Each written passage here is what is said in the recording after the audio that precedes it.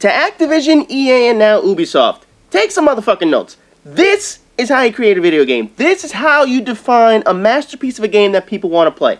Along with BioShock Infinite, The Last of Us, 2 other games worthy of Game of the Year contention, this is what a video game should fucking look like. Holy shit. I've said this for years now, and I will say it again. Whatever Rockstar does, they make sure they do it right. Much like Naughty Dog with Uncharted, and to a certain extent Konami when it comes to the Metal Gear games. When a company takes time to create greatness, you end up with a quality product like Grand Theft Auto, which is some quality shit. Better than those cheap-ass hookers and strippers in this game has.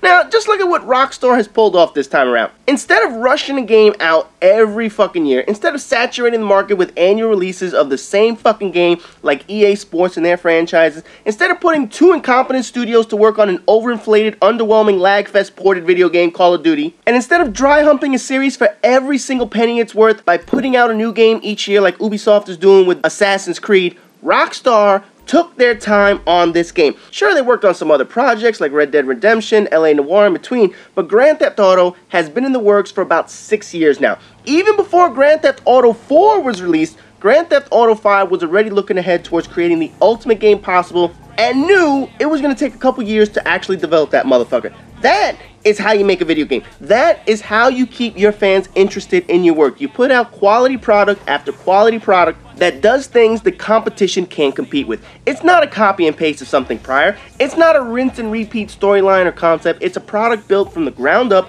and pays attention to what fans want and what fans say in prior games. Now, one thing I do have to say is, unfortunately, Rockstar does screw over PC people. I mean, there's no way around this. Listen, the consoles have received one of the best products we've ever received on this console generation. Unfortunately, PC has not gotten their copies yet. I don't know if they're ever going to get a copy. I'm pretty sure they are. But it's pretty fucked up, Rockstar. I mean, come on. How are you going to build something for just PlayStation 3, Xbox 360, and you're not going to give PC some love? That's fucked up, man. As much as you guys knock this motherfucker out of the park, you need to at least make it right with PC, and I'm pretty sure you guys know what you're doing over there, and you guys are going to make it right with PC. But anyway, now I'll say this. Grand Theft Auto 5 comes with its fair share of issues. All games do. You can find some nitpicking among the glitches the game has, to some of the logic in the missions, or even illogical shit like bailing yourself out after killing like 35 cops in a row. You know, you're stealing a helicopter and butt-fucking the shit out of the police commissioner's wife in the process. But hey, you know, no game is perfect. But what Grand Theft Auto 5 does correct, that other games have tried and missed on, is the scale of what they can create in a sandbox game. This is what Assassin's Creed games should be striving for. This is what Fallout 3 was trying to do with the Wasteland. Even with its minor glitches, the amount of content that was put in this game shows how far ahead of the game Rockstar really is. Story-wise, it's a little light on concept and plot, but then again, this is Grand Theft Auto. A game where smacking the shit out of pimps and hoes is a badge of honor. It's not going to be as cerebral as BioShock Infinite or as heart-pounding as The Last of Us, but it gets the job done. Between the voice acting, the scenery, the amount of shit you're able to do, the size of the map, holy shit. You know, I thought the Wasteland in Fallout 3 was pushing the limits of what video games can do, but this shit takes the cake, man. This is unreal with the size of the world that they actually created. They threw in mini-games, driving portions, as well as 3 characters you can now follow, and did something even more genius. They're holding off on activating multiplayer until October 1st. Now, think about this for a second. In a day and age where games are purchased and played solely for their online portion, games are made to be online portion only with no campaign, like Titanfall. Rockstar said, fuck you people. No, really, they gave a nice big fuck you to everyone, and people still went ahead and bought the game. Think about this for a minute. Who else would do something like this? Can you imagine Call of Duty or Battlefield telling people, we're not going to activate multiplayer yet until you have 2 weeks to beat the campaign? No, fuck that. People be like, what the fuck am I going to do after I beat the campaign in 4 hours? The amount of shit that this campaign has should be relished. It should be savored. And I actually love the idea that Rockstar is making people play the campaign first to be able to unlock some multiplayer missions later and do the entire game in general. I think that's one of the best ideas a video game of this magnitude has ever thought of. Now, obviously, a game like Call of Duty and Battlefield are mainly played for their online portions. As much as people say they enjoy the campaigns and shit, the main thing people play is online. You don't sink 10 whole days of gameplay into the campaign. Well, unless you're one of those trophy hunting and achievement hunting motherfuckers.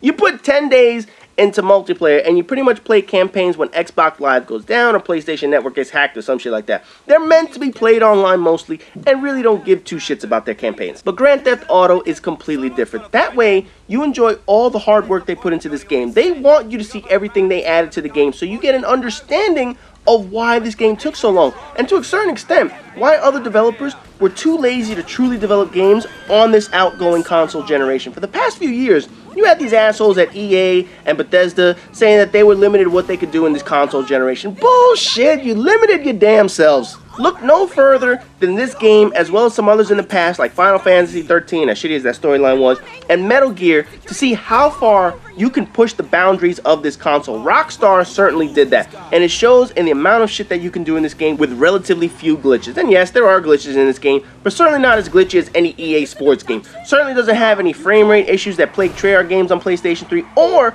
performance disparity between PC and console for Battlefield games.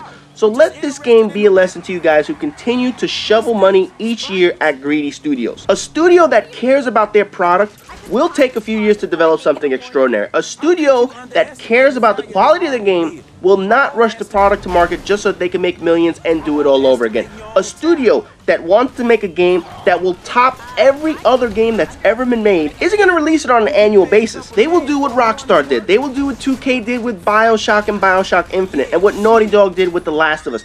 They do what Respawn is doing with Titanfall and Bungie's doing with Destiny. They invest in the product, knowing that satisfied customers will invest in them in the future. Now I want you to remember that when you go out and you run and pick up your copies of FIFA 14 after you just played FIFA 13, 12, 11, 10, 9, 8 or some shit.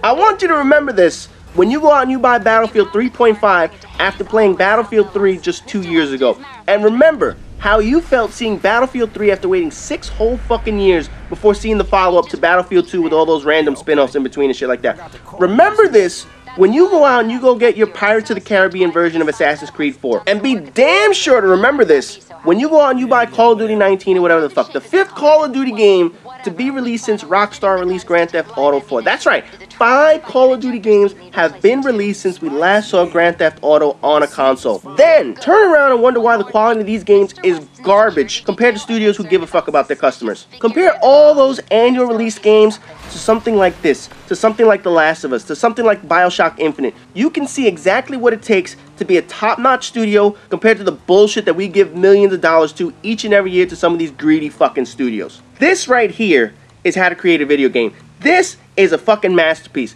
Not the bullshit shovelware we spend $60 on every fucking year to play Call of Duty, Battlefield, Assassin's Creed, and any other EA Sports fucking game. This is what you guys should be spending your money on. And the good thing is, they actually just set the record, obviously. People probably just saw this in the news. Grand Theft Auto 5 is the fastest selling game to $1 billion. They did it in 3 days. It took Call of Duty's Black Ops 2 2 weeks to do it. These motherfuckers did it in 3 days. This goes to show you people will spend money on a quality product as opposed to the same bullshit copy and paste every single fucking year. Now, one final note to leave you guys with. On October 1st, the multiplayer section is going to be finally open, and I have no clue what that shit is going to entail. But I will say this, I'm going to be playing it.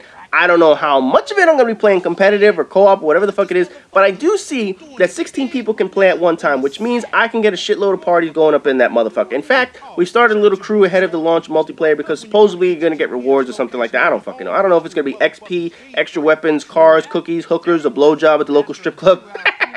To be honest, I really don't give a fuck. The crew is open to everyone, and I believe that it might actually be cross-platform, although I'm not 100% sure on that. So don't quote me if I'm wrong on that motherfucker. You do not need to be on only PlayStation 3 to join my crew. But obviously, to get in some gaming lobbies with me, I only have a PlayStation 3. I think the more people that play, the more we all benefit. So even if you don't plan on playing online too much, or even at all, you still get perks or whatever the fuck it is from people playing. Now, I don't know the full details. I don't think Rockstar does either. But feel free to join up my crew. So for those of you who are not on my friends list, I believe you'll be able to see me online in this section. So as long as you're in the crew and I'm online, there's a chance we'll be able to get some games in it from this motherfucker. It's not a guarantee, but a chance depending on what the fuck I'm doing at that time. So go check it out. You just need to register over at Rockstar's website, join the crew, and probably get some rewards just for being in the crew. It's something like Call of Duty Elite, except Rockstar did this way before Call of Duty Elite ever came out of this motherfucker. So feel free to go join that. You guys will be able to get some games in with some of the people that are already in the crew up in this bitch. Anyways, as always, rate, comment, subscribe, and all that good shit. And I'll see you guys in the next video.